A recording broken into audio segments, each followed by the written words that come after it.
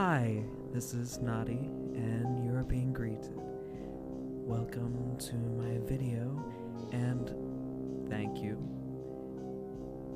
I know this is a bit weird, considering that this channel,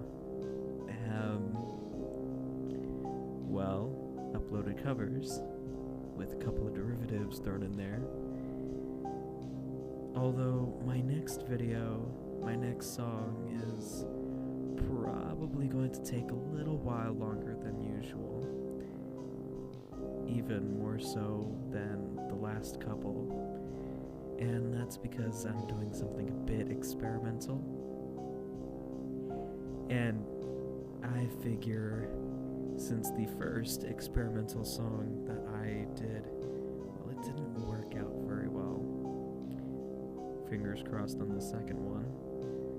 I may as well give you something for the two of you that want something while you wait.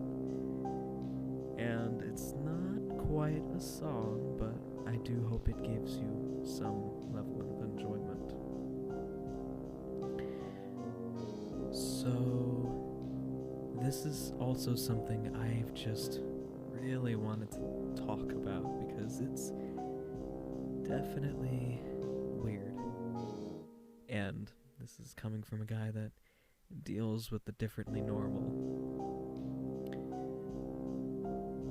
So, have you ever talked to someone and they subscribe to just such strange notions that you forget for a moment you're in a Taco Bell? Oh, by the way, this conversation happened in a Taco Bell. Well, my mom,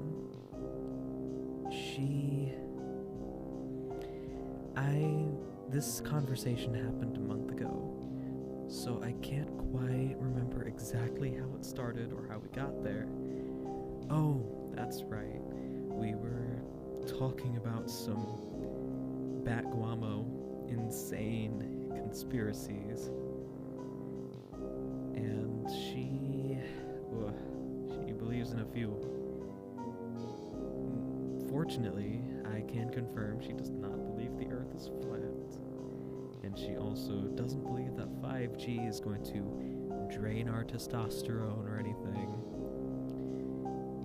But she does believe in some crazy things involving the moon. So, to preface, she has believed that we have had Star Wars technology since the 80s for as long as I can remember. And the reason she believes that specifically is because she says she saw some documents when she was a kid. I never really thought about it too much, just because when she first told that to me, I was really young, and so that often means we believe what our parents say. I'm a bit wiser now, and I know just a bit more. So, yeah, I don't believe the government has Star Wars technology, by the way. I'm gonna preface. But she does. Oh, by the way, in case it's not obvious, this video won't be scripted. I am already working on a scripted video, and something about it makes me procrastinate. Now, back to the topic at hand. So, she believes that the moon is fake. I'm going to give you a few seconds to take that in. And she believes that. So, when I first heard that, I was so stunned. I had just forgotten for a minute that we were in a Taco Bell, and I looked at her with strained eyes for a moment before saying, "No." She would retaliate with, something along the lines of, yes, it is. And she would say that it's hollow. Not that it's a projection, but it's hollow and it's a base for the government, for the 1%. One of the two, maybe both. I'm not really sure. But she believes that the moon is hollow and is a base. I told her that the moon's been around since the beginning of Earth. Well, she disregarded my statement. And she retorted with, but there were Native Americans who talked about not remembering the moon. Yeah. No. She said that. I was dumbfounded, and I told her that the Babylonians, one of our first societies, had a god for the moon. And she just kind of scoffed and said that the society before them, coincidentally the one before them, they did not. She didn't really have much of an argument there either, because one, they did. People from thousands of years before the Babylonians and before that society that she talked about, they had they kept track of the lunar cycles. Now, I know that if I were to tell her that at this point, she'd probably talk about how it's fake or how it doesn't prove anything. But something that I can't with her sometimes. So thank you for listening and letting me get this off my chest. Because she and I had an argument at Taco Bell about whether or not the moon was real. She says that it does not rotate or spin. And you would not believe how dumbfounded I was. She obviously does not know anything about astrophysics, not that I know a whole lot myself. So I had to explain to her how rotation works and that the moon is tidally locked, which means it spins so slowly that it looks like one side is facing the Earth at all times. Now, that is a simplification of it. The moon isn't quite tidally locked. But even then, it is, but it's complicated. So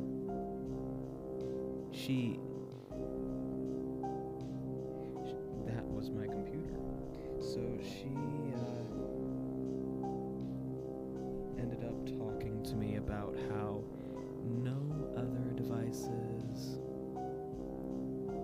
or not, sorry, my computer got to me. No other planetary bodies rotate like that, and you're gonna hear me say dumbfounded a lot. This is almost when the conversation started going all cattywampus, because I had to explain to her that Mercury, the planet orbiting the sun, was also tidally locked. At the time, I didn't know that it's a thing for moons in general to be tidally locked, so I've got ammo for that gun, I guess. And as we talk and discuss, she ended up saying that I wouldn't listen to her, and that no matter what evidence she would show me or had, that I was just too close-minded. And at the time, I was feeling polite, and I didn't want to yell at her in a Taco Bell. No, because that would be the third time I yelled at her in a place for saying something out of line. I can make story times about those if you need. Yeah, that was the third time. Wait, sorry. But yeah, she said that, and I tried so hard not to tell her that I could say the exact same thing to her, because I was able to easily explain away every mystery that she brought up relating to the moon, and her only source was either "Trust me, bro, we've had Star Wars technology since the 80s," or this documentary. Because to this day, I have no clue which tribe she was talking about that didn't know about the moon, or didn't remember the moon always being there. And I'm still waiting for her to tell me. And, gosh. So, because she insisted, I ended up saying to her to go ahead and link me one of these documentaries, because, man, I just want to know who's been filling my mother's brain with so many lies. And I'm going to be honest, I haven't watched it yet, not because it makes me nervous or scared, but because I simply keep forgetting. So I'm probably going to watch it later. Fingers crossed, knock on wood, I don't lose any IQ. And, right, so we end up talking, and eventually I get so frustrated, I do speak up. I don't yell, but when I get frustrated, I go through a few phases. I speak up a bit, I talk and say why I'm frustrated, and then after that is when I yell, and then if yelling doesn't do anything, from there I just get so frustrated that I talk softly. Not because I'm an intimidating person, mind you, I'm not. I'm some 5'10" guy with not a lot of muscles, so me talking quietly when I get mad is just kind of either way. Also, I think most people do that. Right. So, and I end up getting embarrassed because I notice people walking in, and the way that we're oriented, I am sat up against the back or with my back to a wall, and my mom is facing me, so she's facing the wall of the restaurant while I face the restaurant itself.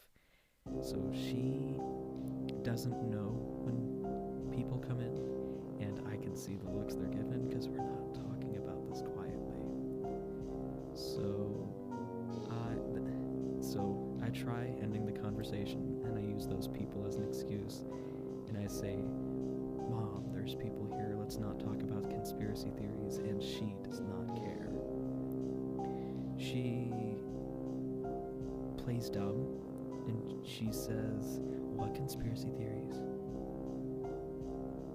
And oh my gosh, that's when she starts talking about how the 1% are planning some fake alien invasion so that they can control us. There is a lot to that story that I will discuss another day if you want, especially since this recording's already getting pretty lengthy. It'll take me a bit to edit, although there's not going to be a whole lot of editing, I guess, since I'm not going to do any cuts. So I'll go ahead and get to the end there. It takes forever, but eventually we're able to finish our food, and I have to repeatedly say, "I'm not in the mood for conspiracy theories. Please stop talking about them." And I make it clear to her what I mean, and she has me repeat myself a couple times, if there's anything you need to know about me, it's that repeating oneself in general, whether it be me or someone else, is a pet peeve of mine. So I get more audibly frustrated, and I say, "You know what I mean," because she does. And so she eventually drops it, and we agree to talk about it later, I guess. Yeah, that's about how it went. And then we get into the car, and man, that was an awkward-ish ride home. It was pretty quiet. In fact, when I say it's quiet, I mean we didn't even play music for a few minutes because I was frustrated and she didn't want to really continue talking to me, because when I get frustrated, I have the habit of lashing out if I don't get to talk about what's got me frustrated. And I think she knows that. Whatever the case, my mom believes that the moon is fake. I wish I could call that clickbait. And it's insane. Well, thank you for listening to me. I hope y'all have a wonderful rest of the day. Thank you again. You are no longer being greeted. Sleep well, sweet children.